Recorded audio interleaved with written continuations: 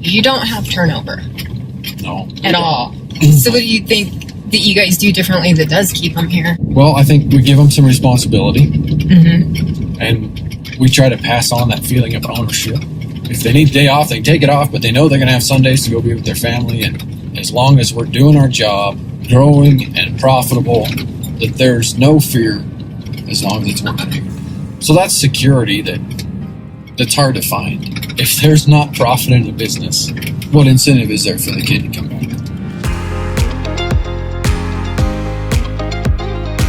Good morning. My name's Melinda Sims, and I'm a rancher in southeast Wyoming, and I'm also a ranching for Profit Instructor.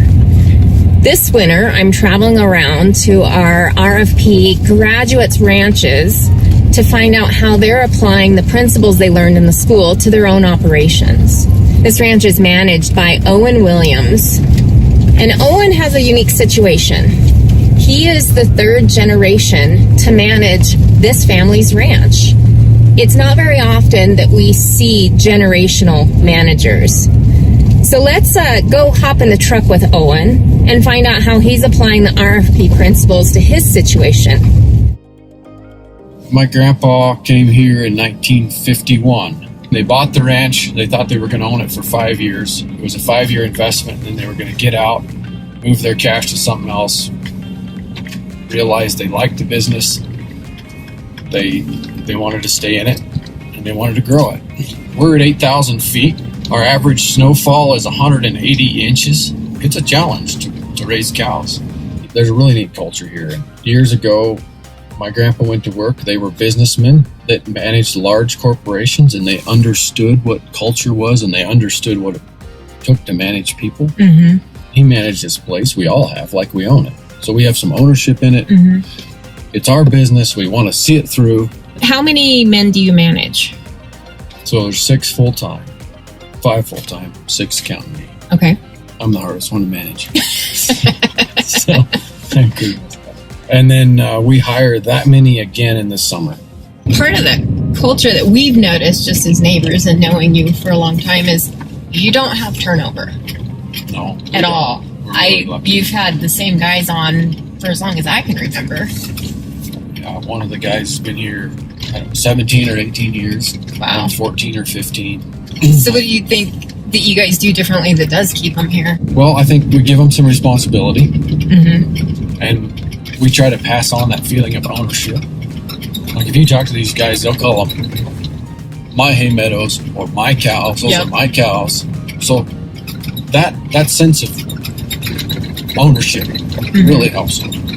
We don't work Sundays, so the guys, they know for sure if they need a day off, they can take it off, but they know they're going to have Sundays to go be with their family, and I think that helps. And then there's security for all of us.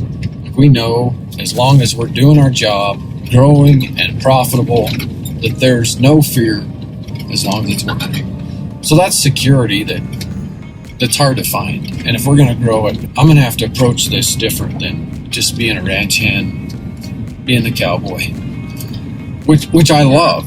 Yeah. And that's part of the reason I'm here. And Right. It was a hard transition for me, but at the same time I realized if this is going to be successful, I have to spend time in the office. The what-be is going to become the most important thing of what I do. We sit down and do grazing plans in the spring, so we all know what each other's thinking.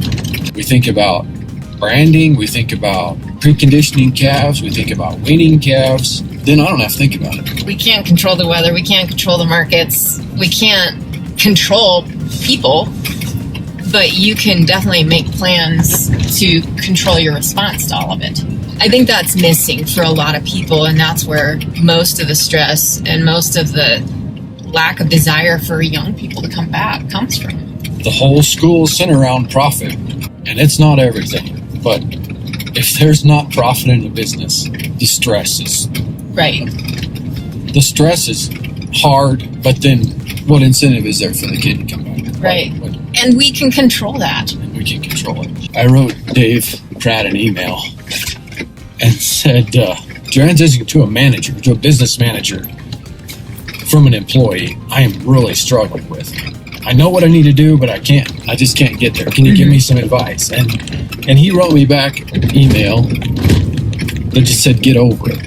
And initially, my initial response was, it made me mad. Right. Like, that's not what I needed. That's not what I needed. But then, when I step back and think about it, that's exactly what I needed. Everything, I knew what I needed to do. I just needed to get over it.